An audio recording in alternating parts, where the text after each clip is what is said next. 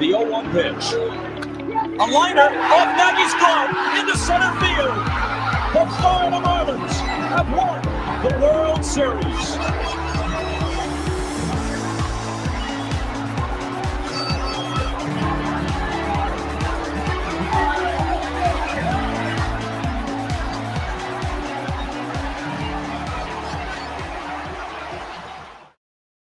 '97 was a great World Series, finished in a walk-off, a team that had so recently been an expansion team, climbing to the top of the mountain.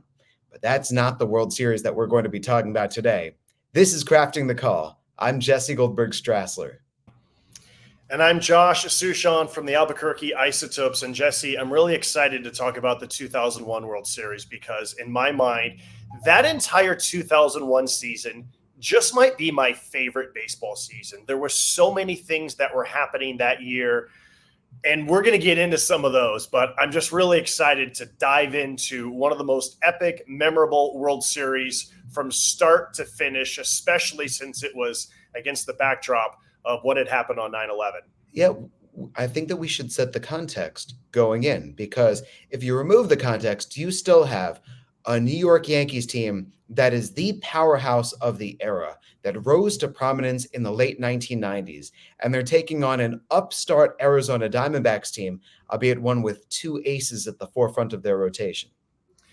Yeah, and this was really the end of the Yankees dynasty, right? It looked like the Yankees dynasty was going to end in 2000. The A's probably should have beat them. They were a team that was very flawed by 2000, but they just kept hanging on.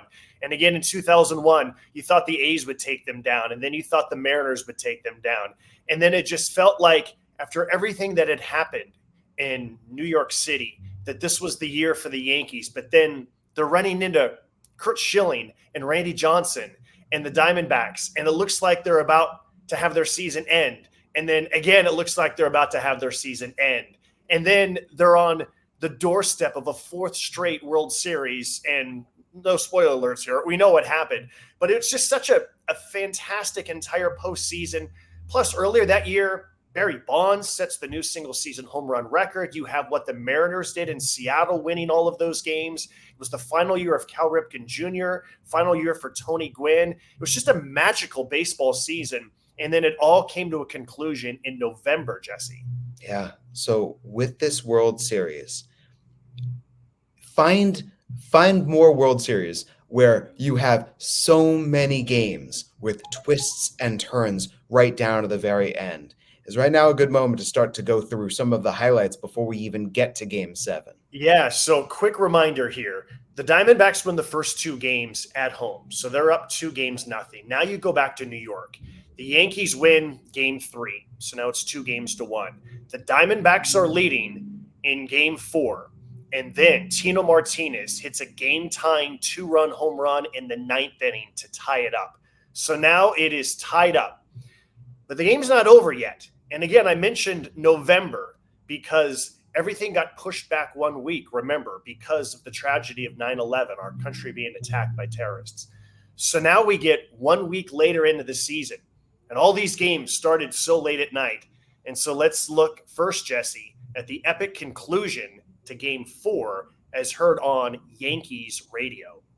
I was going to say against right-handed throws from right to left. And so if you get a pitch away, especially if it's up, a right-handed can go with it right into right field. And Jeter is great at that. So if Kim makes a mistake and gets a pitch up and away, Jeter might ride that pitch to the right field seats. Jeter tried to bunt against Kim. That was in the 9th inning. Jeter is 0 for 4, 1 for 15 in the World Series. By far his worst postseason series since entering the big time in 1996. Williams about even with the bag at third, guarding against the bunt. The pitch is fisted foul behind the plate onto the screen, 0-1. And the scoreboard clock in left center field reads 12 o'clock. And for the first time in the history of baseball, this is November baseball.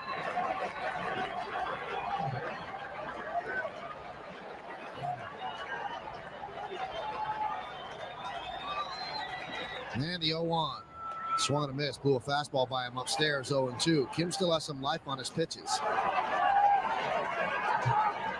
Bottom of the 10th inning, Arizona 3, the Yankees 3.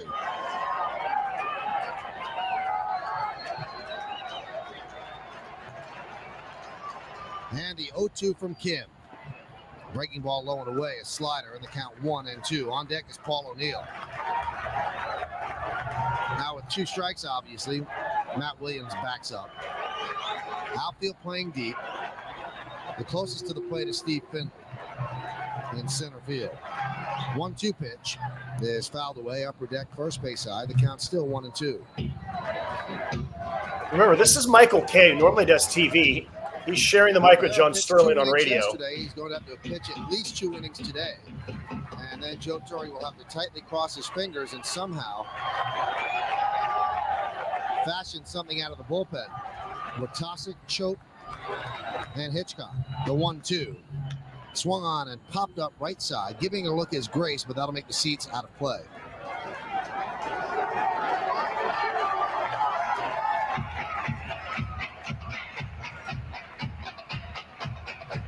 Kim, the second pitcher used by Bob Brentley.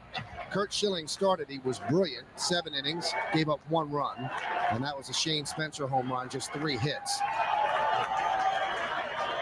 Kim came on in the 8th inning, pitched a 1-2-3-8, striking out all the Yankees, and then he gave up the big 2-run home run to Tino in the 9th. Now he's in his 3rd inning of work.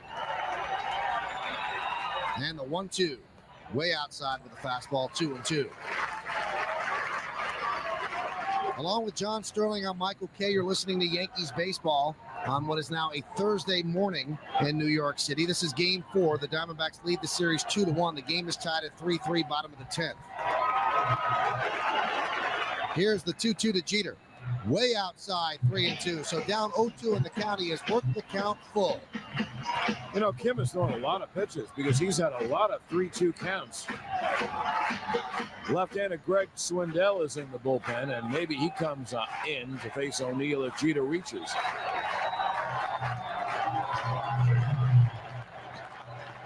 And the 3-2 pitch. Swung on a line down the right field line. Ferret's trouble, but it slices foul into the seats. They'll do it again. Jeter inside out at the ball that way. And that's what I meant about taking Kim, who's pitching the ball away. How do these fans come up with signs? There's a fan who has a sign. You know what the sign says? Mr. November.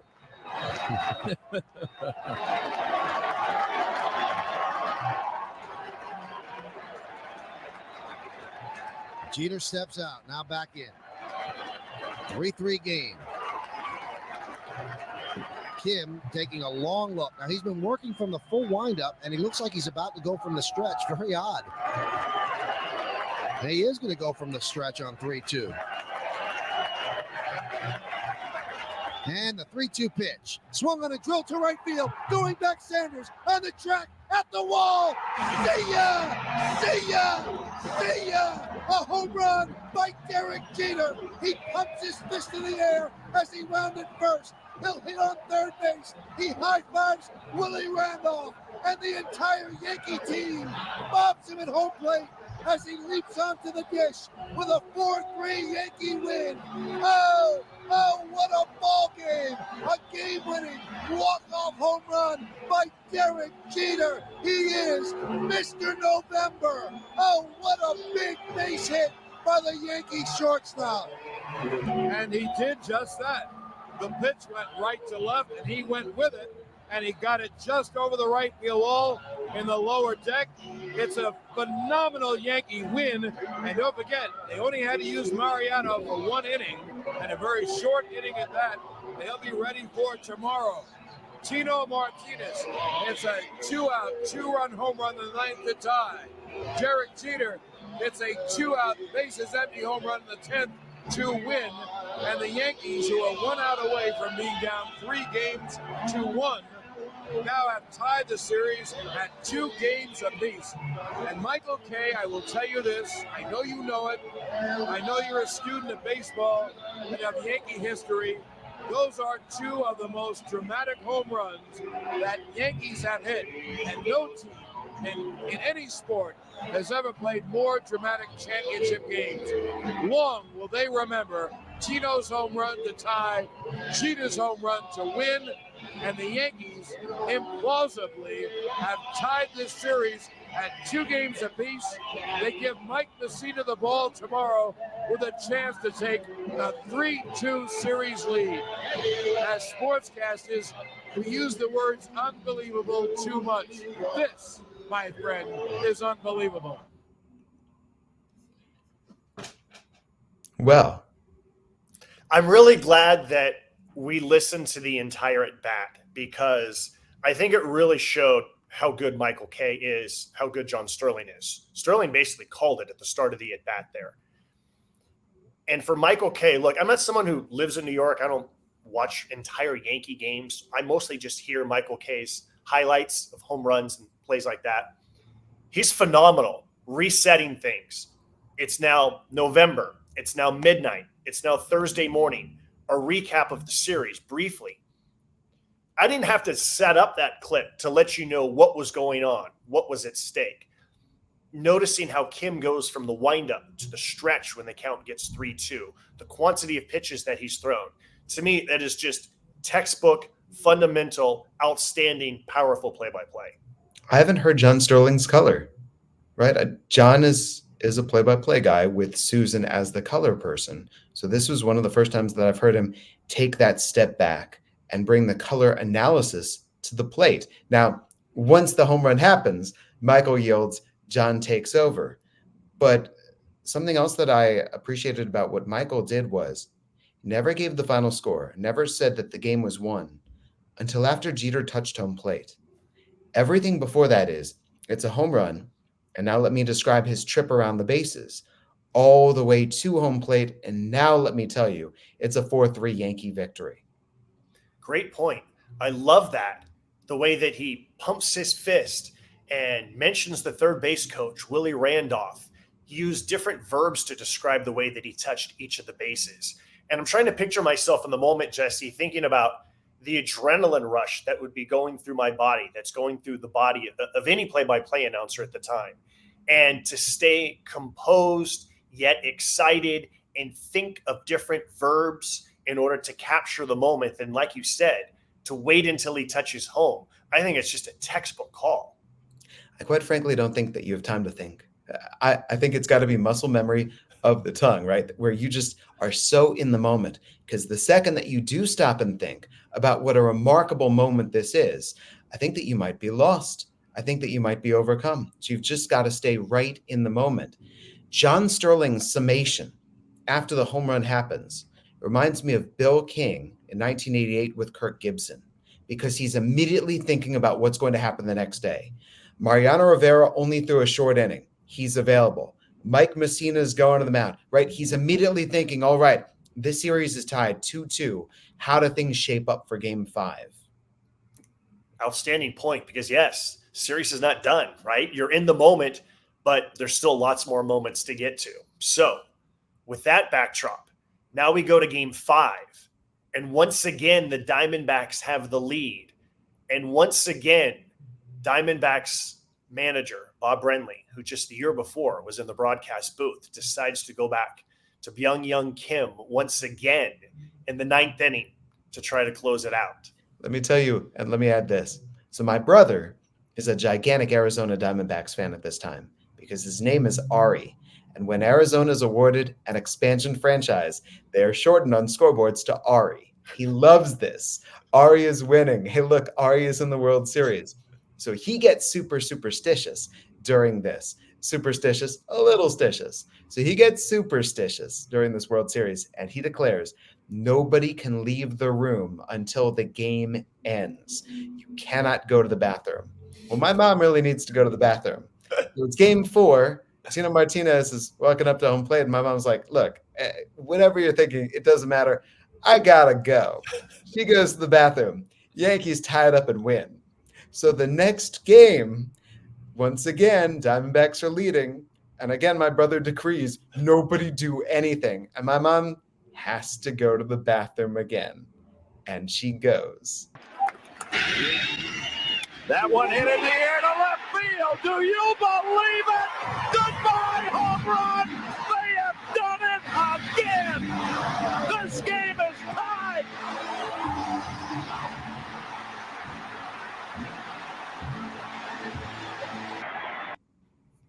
Okay, so that is Gary Thorne, who was on the call for ESPN International. Scott Brocious, just like the night before, a game-tying home run in the 9th inning. I'm not even a Yankees fan, Jesse, but I get chills when I hear those calls, when I hear the DJ cue up the Who, and when I see Kim in a state of disbelief on the mound. It takes me back to just what a powerful World Series that was. So I had to quickly check my baseball reference because in my mind, I'm going, Byung-Hyun Kim's career is over, right? He's crushed. No, in fact, in 2002, he was a National League All-Star. But my gosh, to have this happen in back-to-back games of the World Series where you're so set to win your third game and put yourself in position to win the championship. Gary Thorne throws, let's go back to our miles an hour. I think he's throwing 100 miles an hour with this call. I absolutely agree. And I think that if there is ever a time in which you should be throwing 100 miles an hour with your voice, it is a game-tying home run in Game 5 of the World Series, which is deja vu all over again from Game 4 of the World Series in Yankee Stadium. It goes right along with the deliriousness because that crowd is losing its mind, and Gary is reflecting that. It's beautiful. I think that anytime a broadcaster uses the word again, he's done it again, they've done it again, and you really emphasize the word again. I think that those are just like the really fun, powerful moments, whether that's somebody hitting 3 home runs in a game in May, or whether it is a team tying up the game back-to-back nights in November. I think that those are just, again, I just use the word fun, Jesse, because it's just fun to be able to really emphasize the word again, because that's what everybody is thinking. Again. Okay, just speaking from a broadcaster perspective, there are certain words that are hard to say. There are certain words that do not land, and there are certain words that do land. Again is one of those words that when you say it and when you punch it, you can really hit it right. One of my favorite words to use as a writer is incredulous. Incredulous is a fantastic word to type, to read. Incredulous is a tough word to say on the air in the moment when your heart is beating really fast. So even though I love that word, I don't want to use a word like incredulous on the air, even though that is an incredulous moment in the 2000 World Series. You just punch it again. Yeah. All right. So we've had a classic Yankee win in Game 4, a classic Yankee win here in Game 5. Then we go back to Arizona. And there is nothing classic about Game 6 other than the Diamondbacks routing the Yankees. And before there was such a thing called Twitter, there was lots of people in their living rooms and across the country who were thinking, can we take Randy Johnson out of this game early and then use him again in Game 7 because the Diamondbacks destroyed the Yankees in Game 6. So then we get to Game 7. I mean, you think about Game 7s. Roger Clemens versus Curt Schilling in Game 7. I mean, come on, Jesse. Who writes this? It's so good. It's so good. And the fun thing is, it's 2001. So it's before Curt Schilling has established his legend with the Red Sox. But it's after Roger Clemens has established his legend with the Red Sox. Schilling first established his postseason bona fides with the Philadelphia Phillies. And his work with the Diamondbacks is now going to send him to the next level. Meanwhile, Clemens is in the midst of the Renaissance. And here we go. This is great. So every moment is big because you know that this game is going to be low scoring. Quick side story before we get to Game 7. I'm in San Diego, California, the morning of Game 7. My friend Eric Winter calls me up and says, hey, I have an extra ticket for tonight's game. Come on out to Phoenix. I'm in San Diego. I can't get on a plane. It's super expensive. And he says, well, get in your car and drive out here. And I say, okay. So I get in my car and I drive from San Diego to Phoenix. How long is that drive? It's about a 5-hour drive, maybe 5.5 hours if you're taking your time, maybe 4.5 if you're really speeding like I was. Yeah. And so I arrived at the game roughly an hour before it started, got the tickets, and was way up in the third level, way down the left field line. And one of my favorite memories of that game, Jesse, is that when they opened up the roof, the ballpark just went crazy. The Diamondback fans were so excited. This is November baseball, and we're opening up the roof so that we can just enjoy this November night. All right, so it begins. So we go game 7. Diamondbacks had an early lead. Yankees tie it, and then Alfonso Soriano hits a home run in the 8th inning to give the Yankees a 2-1 lead.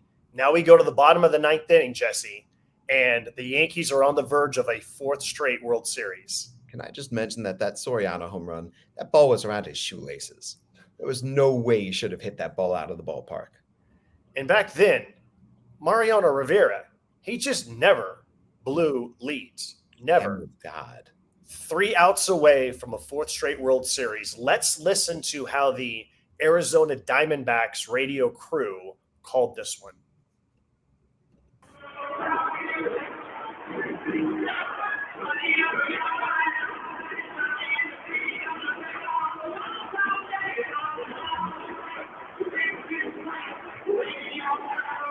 Well, the stage is set for the bottom of the ninth. The Diamondback fans on their feet trying to cheer the Diamondbacks to a come-from-behind win. They trail it 2-1. Greg, don't you think the way this series has gone, something has to happen? Let's hope it does. Mark Grace leads it off against Mariano Rivera. And the first pitch of the 9th inning. And Grace takes it inside, ball 1. Yeah, Mark Grace really needs to have a very disciplined at bat. Stay off of that pitch right there. Hopefully, home plate umpire Steve Ripley will not call it. Grace, the base hit to center field. And the Diamondbacks have the tying run on.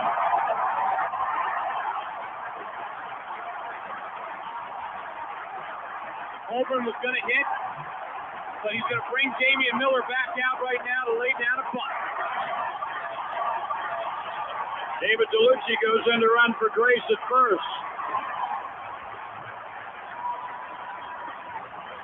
The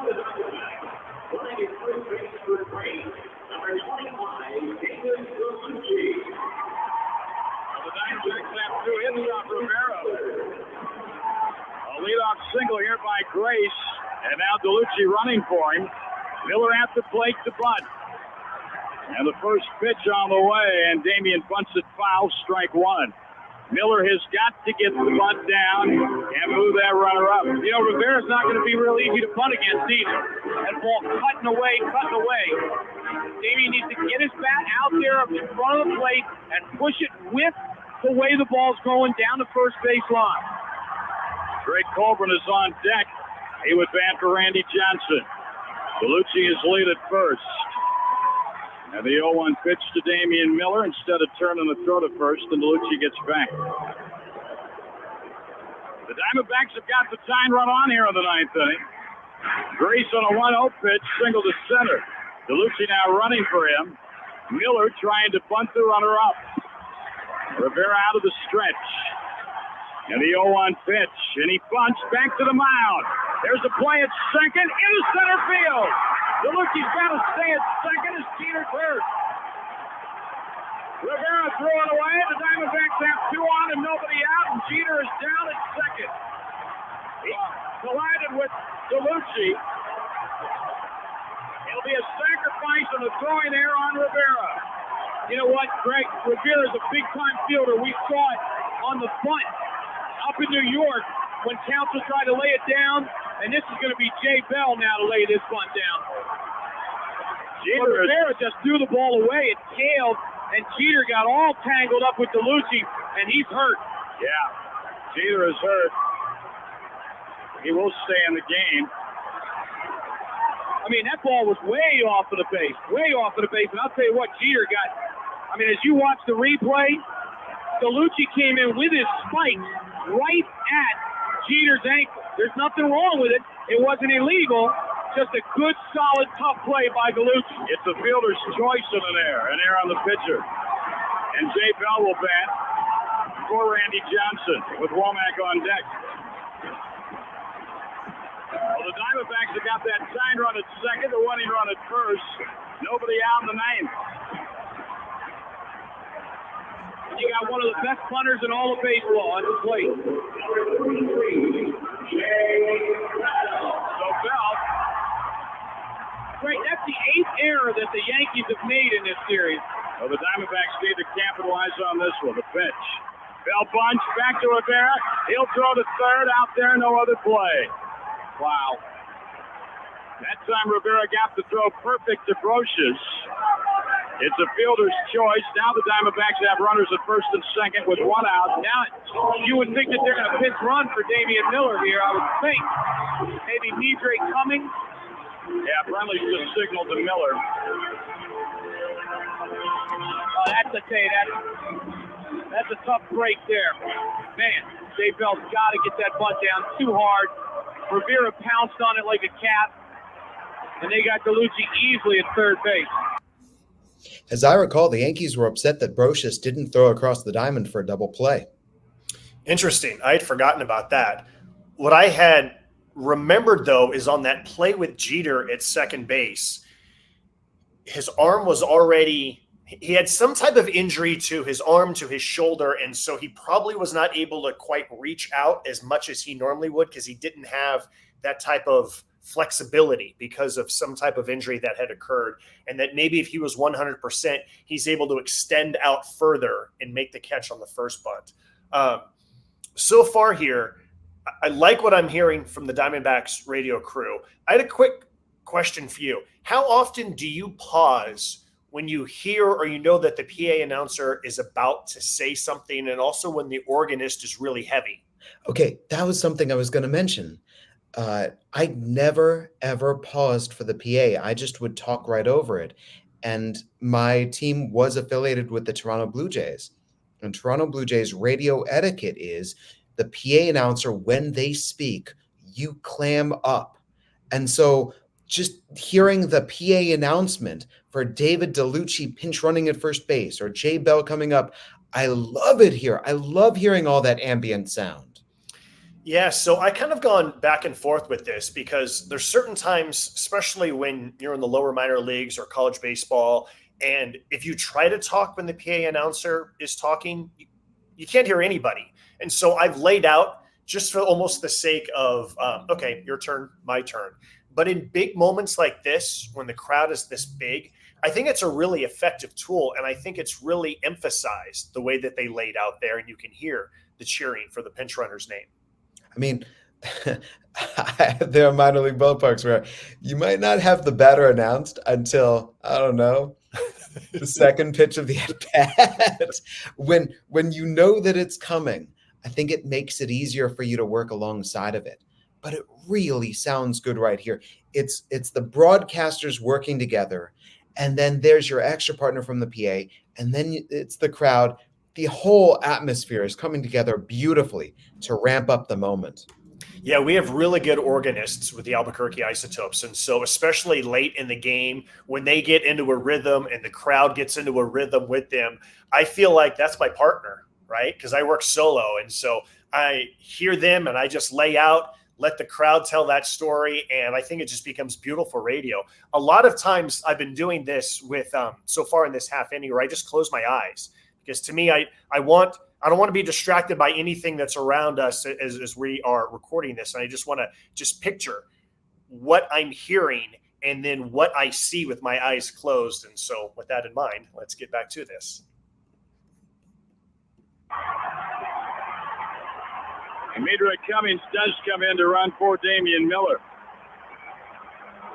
Womack's gotten some big postseason hits.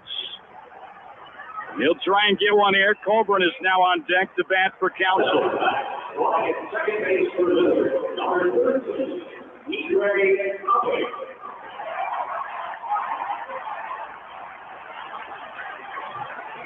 All the stops being pulled out here on the ninth. Womack tonight is 1 for 4. Rivera out of the stretch. And the first pitch to Tony. Inside the low ball 1. That's the one you got to lay off of. Be disciplined. It starts on the inside part of the plate, but it breaks hard down and in. Diamondbacks trying to tie it, possibly win it. They trail 2-1. Here's the 1-0, and Womack takes it high and inside. Ball 2-2-0 from Rivera. 2 balls, no strikes. Good chance that Tony will be taken here, 2-0. Cummings running at second, the tying run. Bell, the lead run at first. Their winning run. There's a strike to Womack. 2-1 now. Nothing wrong with that. Now zone in, Tony, right here, and get something that you can try to drive up the middle. Yankees lead at 2-1, trying to win their 4th consecutive World Series. The stretch and the 2-1 to Womack. And a foul out of play, and it's 2-2. 2 balls, 2 strikes. Friendly has had Colbrunn on the on-deck circle about 3 different times, trying to find the right spot. And that right spot appears to be next to bat for Counsell. Womack digs in. The 2-2 pitch from Rivera. And a line drive, base hit down the right field line. The game is tied. On the third goes Bell. Womack the second. The Diamondbacks have tied it here on the 9th. Womack does it again. What I say, Greg? Something has to happen in the bottom of the 9th for this series. It's been unbelievable. A 2-2 pitch and Womack ties the game. Now Counsell will bat. We'll see what the Yankees do with Gonzalez on deck. Now the Diamondbacks can win it. They have tied it. And now, Rivera, 23 straight postseason save is over with. Oh my gosh, are you kidding me with this thing? The Yankees infield is in. Counsell, who scored the winning run in the 97 World Series for Florida, could knock in the winning run in the 2001 World Series for the Diamondbacks. This game is tied. Rivera out of the stretch, and now he backs off the rubber. Counsell is not yet in the batter's box. What a huge hit for Womack. Now ready, the pitch on the way. Swing and a miss, strike 1. Actually, foul ball. He did foul it. And it rolled over to Gonzalez. Don't forget Greg. Greg Counsell or Greg Counsell, whatever you want to call him. Randy calls him Greg. He's been in this situation, and only he was on second base. Wouldn't that be unbelievable, huh? 2 different game 7. Jay Bell is the winning run at third. The Yankee infield in. Here's the pitch. And it hit him. The bases are loaded. It hits Counsell. He goes to first. They're loaded for Gonzalez. Oh, my gosh. Why not Gonzalez, huh? Well, it's been him all season.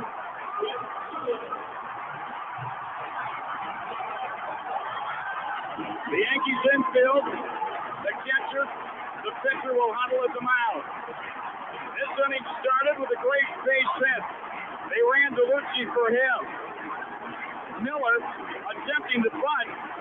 Bunted back to Rivera, who threw it away at second. Bell attempting to bunt. Bunted back to Rivera. They got a force out at third. But then Womack on a 2-2 pitch tied the game with a double. Bell went to third as Cummings scored. Bell's the winning run at third. Womack's at second. Counsell at first. The Yankee infield up. The outfield is up. Rivera out of the stretch. And the first one to Gonzalez, and it's fouled back, strike 1. Well, he got a pretty good one to hit there. It wasn't way in on him. He could at least get the fat part of the bat on the ball. The never say die Arizona Diamondbacks trying to win the World Series in Game 7 in the 9th inning. Rivera ready, and now time is called. Matt Williams is on deck. Bell is a winning run at third. All the Yankee infielders and outfielders are in. Gonzalez digs into the plate, the stretch, and the 0-1 delivery. And a little Cooper. Diamondbacks win! They're the world champions! Gonzalez did it! The Diamondbacks have unseated. The New York Yankees are the world champions. The Diamondbacks win it on the Gonzalez base hit over the Colbrunn infield, and they are the champions of the 2001 World Series. Folks, it doesn't get any better than that. Honk your horn, stomp your feet, celebrate in Arizona. The Diamondbacks have won the World Series.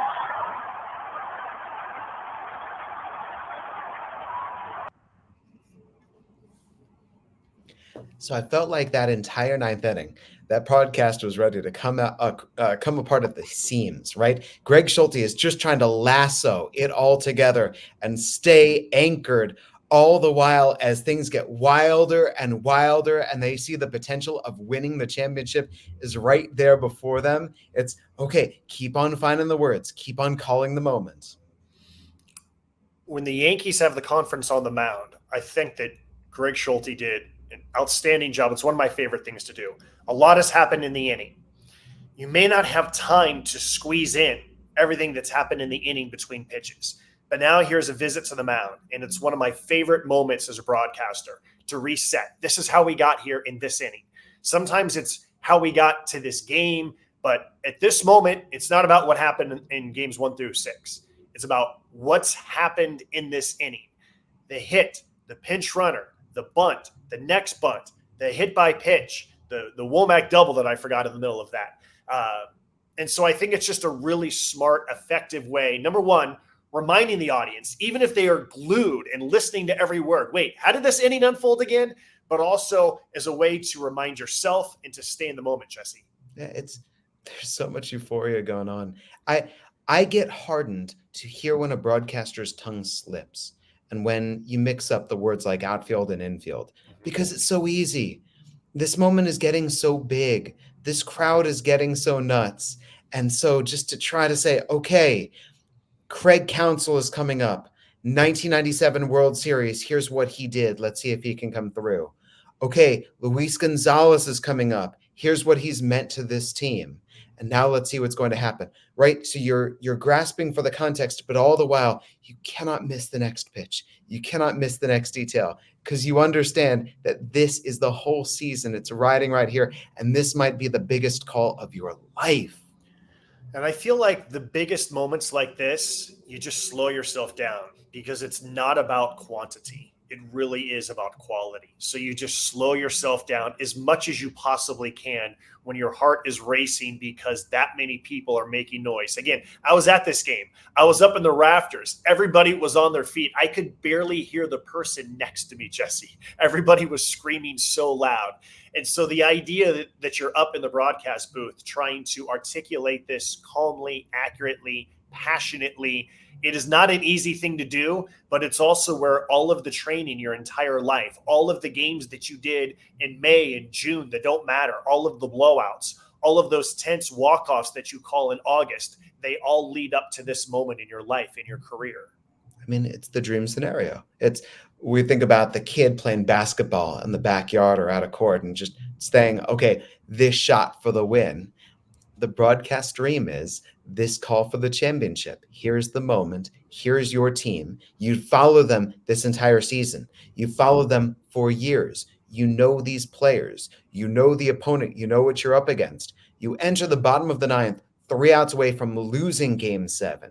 And now suddenly you're in position. It's wild. Was this Jim Traber on color commentary? I was trying to figure out who it was, and I don't know, but whoever it is, I think that individual and Greg Schulte do a great job of just quickly back and forth. They don't step on each other, add something real fast, lay back out. I think that their chemistry is really good. Which is tough because what you can hear from it is the analysis is wanting to happen. All the while, the emotion keeps on breaking through. The first thing that comes to mind for me is this is not a polished broadcast, but this is a broadcast that feels the moment. This is a broadcast that has the pulse of everything that's going on and is just going with it. And there's Greg's professionalism saying, I'm not going to let these pitches take hold of me. I'm not going to, whatever it is, get distracted. I'm not going to suddenly get too big. I'm just going to keep on staying right with it, calling this moment to moment, resetting. Here's what's going on. Look into the on-deck circle. Poor Greg Colbrunn never got a chance to hit. Okay, so that was Diamondbacks radio. Now let's hear how it sounded on New York Yankees radio. And Gonzalez has been the star for the Diamondbacks all year. 57 homers, 142 runs batted in. All of the Yankee infielders come around to talk to Rivera. Posada taps him on the small of the bat. They're all listening in. how they're going to play their defense. They will not play for the double play, obviously. You got to keep the infield in because Jay Bell at third is the World Series winning run. World Series winning run. Great line.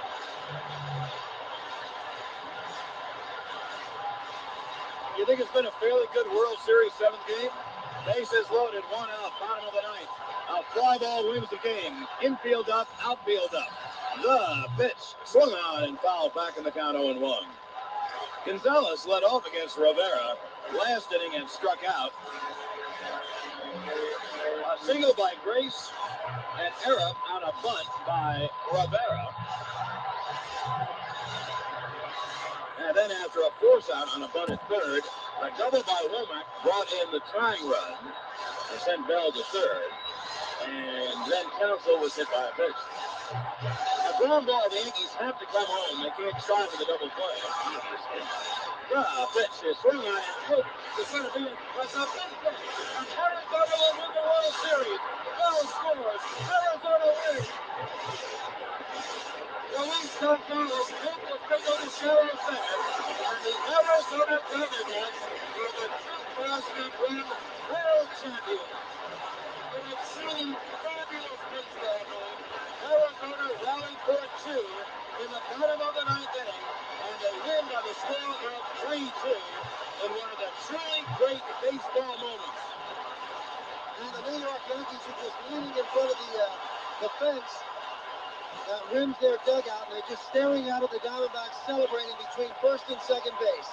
An unbelievable World Series, an unbelievable ending to the World Series. To see Mariano Rivera, someone who is so automatic, blow a game, let alone a World Series game. And he blows the World Series game, his first blown save since 1997, and the Diamondbacks are the fastest team to a World Championship in the history of baseball. They win the world title in the 4th year of their existence, and the Yankees streak of 3 straight world titles is now over. And it's over in the most dramatic way you could possibly have, as Mariano Rivera, who just doesn't blow big games, blows this one, and the Diamondbacks win 3-2. Here are the totals. Okay, hang on. That's so New York, isn't that? My final takeaway is that Rivera blew this one. Mariano Rivera, the guy who never blows it. He blew it. Rivera blew this game 7. Okay. The other chief takeaway I have is that from Sterling saying, commenting, paraphrasing, what a great game 7. And Michael Kay just commenting, what an unbelievable World Series. That the two of them were able to step back and go, this game, this series, this was really great. So I know that I just said that the trip to the mound is the great time to recap because it's tough to do it between pitches. And John Sterling actually got it in between pitches. Now, his was a little bit more rushed, and I think that's a really good example of knowing your pitcher, knowing how much time he's going to take between pitches, because I thought it was a good recap. I thought that Schulte's was better because he was able to take his time because he had more time in order to set up everything that happened. A couple of other things that I thought that I wrote down, Jesse, was the use of the word unbelievable. And after the home run by Scott Brocious, we heard John Sterling say, look, we use the word unbelievable too often as sportscasters. Again, I'm paraphrasing, but this was unbelievable. That entire World Series was unbelievable. And so my takeaway is don't use the word unbelievable during the regular season, or if you do, make sure it's because they had 3 triple plays in 3 innings or something, save those types of words for these moments so that they matter more than trying to use it any old day, any old game. I didn't like Sterling's inning reset recap. It felt halting as he was trying to figure out what happened when. It got away from him. And suddenly, then there was the double. And then there was the hit by pitch. But he had the time. I'm listening to him doing that going, Mariano Rivera is about to throw the next pitch. And the next pitch is about to win the World Series. So let's get through this. Let's get onto it.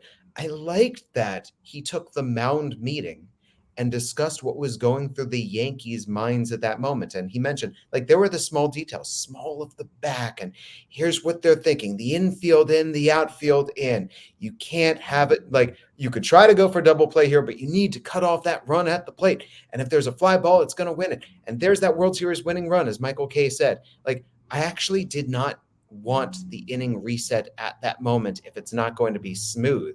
I need to just get right into, this is Rivera, this is Luis Gonzalez, and here we go.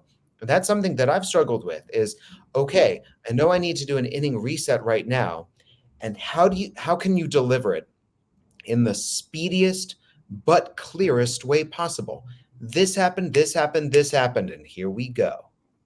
You know what's interesting as you say that, Jesse, is I was thinking about if this was a 9-pitch at bat, like the Derek Jeter 9-pitch at bat that wins Game 4, then if you recap what happened after the first pitch or after the second pitch, then we look back and we go, oh, perfect way that you slipped that in. You don't know in the moment what next pitch is going to happen. And so I think it's a really good reminder to stay locked in on the next pitch. Maybe if there's a foul ball, okay, now you know there's a little bit more time. New baseball needs to be put in play. Pitcher's got to rub it up. There's going to be a little bit more time and all that kind of stuff. But staying locked in on that moment or just letting it breathe more becomes like a really crucial thing to do in those moments. I also think that, so we heard after Game 4, Michael Kay has the call, and then John Sterling has the summation. And here the roles are reversed. And I think this is where Michael Kay, as a talk show host, is really able to punctuate, this is what just happened. And this is a really good, thorough, yet succinct recap of what has just happened. And that's where I think the totality of all the different things that you do, whether it's as a writer, a talk show host, pregame, postgame, really helps you in these moments. It's so funny to me, though, because it's so clear to me what the narrative is now being shaped as. Rivera never blows it. He blew it. This was a great World Series, but he blew the World Series. There's the chaos of the Diamondbacks call. Hey, we won the championship. There's the Yankees going, our string of winning consecutive World Series is done at 3. The Diamondbacks, in only their 4th year in existence, they win their first. It's such a great contrasting of the different broadcast teams and the histories of their franchises. And that's why I think it's so much fun when we do this, when we hear the different perspectives. This is the local perspective. This is the other local perspective. This is what they're feeling. This is how they are shaping it. So now, even though almost everybody has heard it before, let's finish by going to the national TV broadcast, which will include what I think is one of the great first guesses in TV baseball commentating history.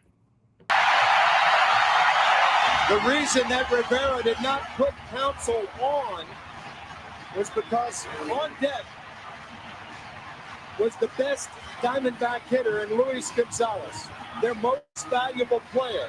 And here he is with a chance to win the World Series for the Diamondbacks.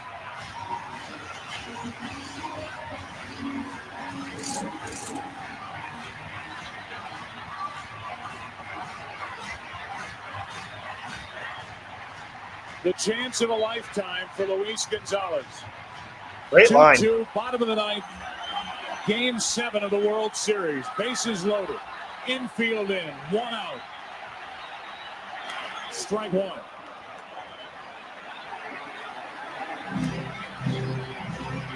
The one problem is Rivera throws inside the left-handers.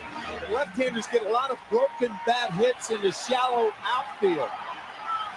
The shallow part of the outfield. That's the danger in bringing the infield in with a guy like Rivera on the mound.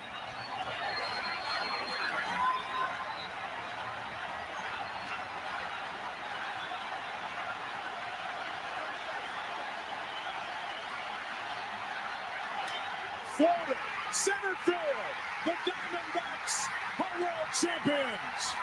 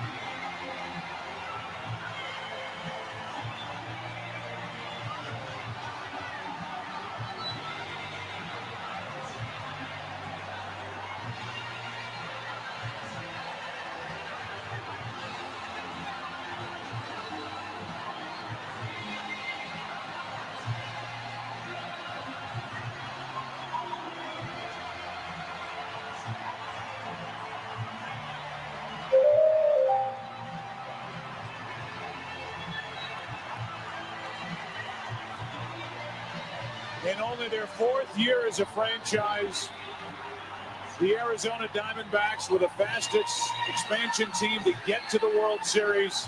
They're the fastest to win it. Let's go down to the field. All right, Jesse. My first thought is I really like the word floater that Joe Buck used. Floater, center field. The Diamondbacks are world champions. I mean, he set himself up. He set himself up so well. Chance of a lifetime for Luis Gonzalez. And then there's no over-talking on the first pitch. Strike one.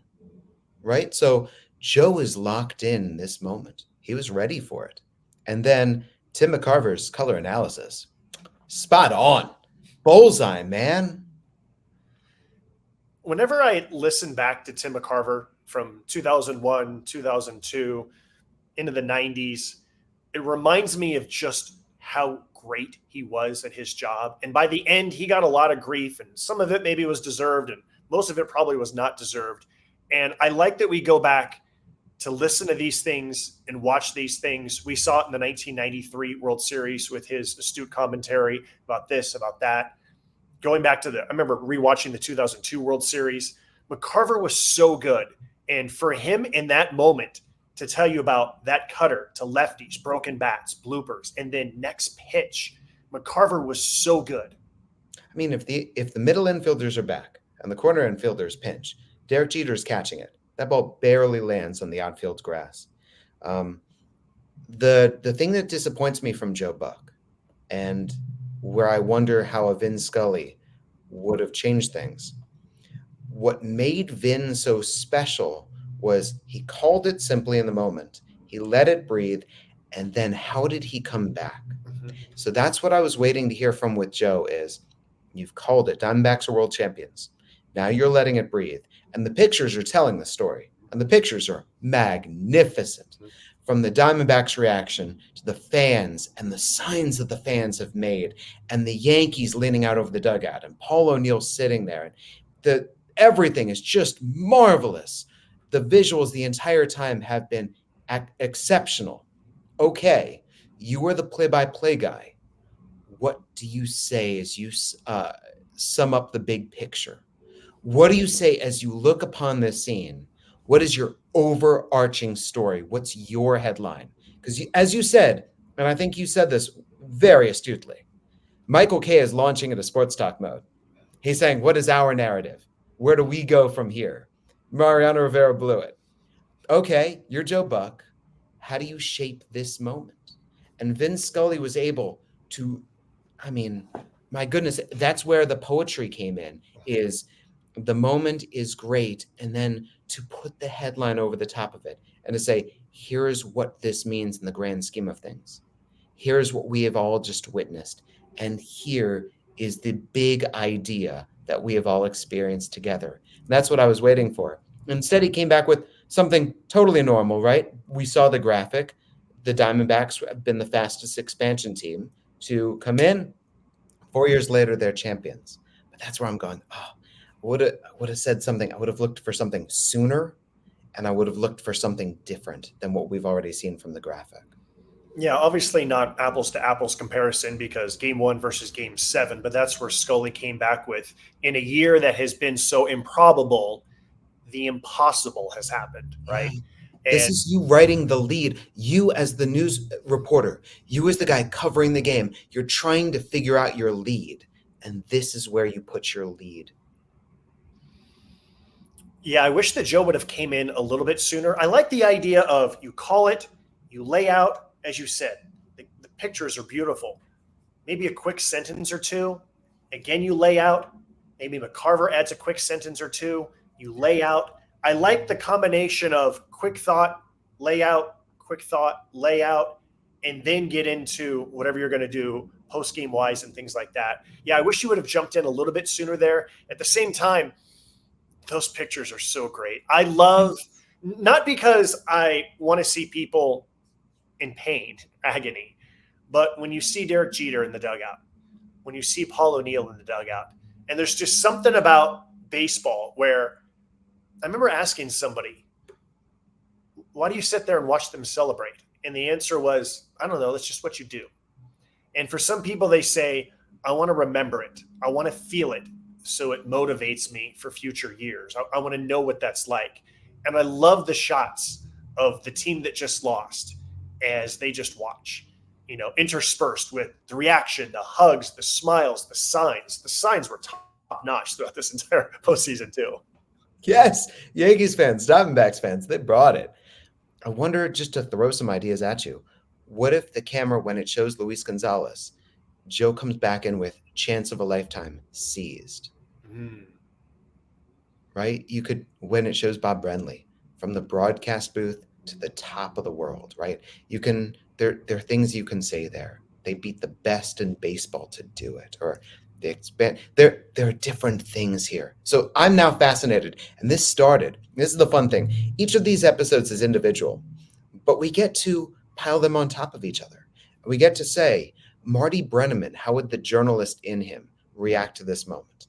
How would Harry Carey, with his enthusiasm, react to this moment? What would Harry Callis, what would Jack Buck and Vin, and right on through, and just going through and saying, what can we learn from the different reactions? So I do think it's important to say, this is the Joe Buck style. It is spare. He finds the perfect words to set things up.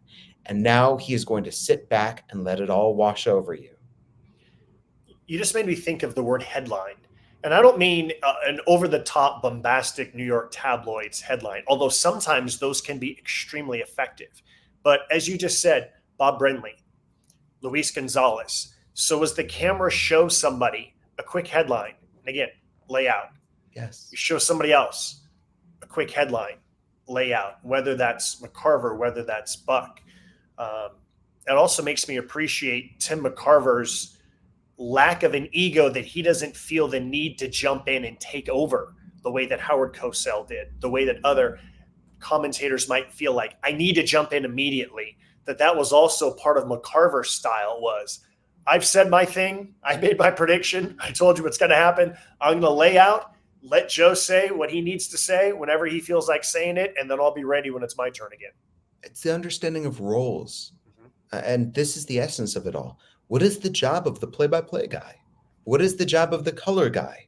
And when they're doing their job at the pinnacle, what does that look and sound like? Well, this was super fun. Again, the 2001 baseball season, the entire thing from start to finish, all of the historic moments, all of the tragic elements that happen in our country. It just might be my all-time favorite baseball season. And this was such a fun episode, Jesse. I'm so glad that we heard all the different voices from Gary Thorne and John Sterling and Michael Kay and Greg Schulte and Joe Buck.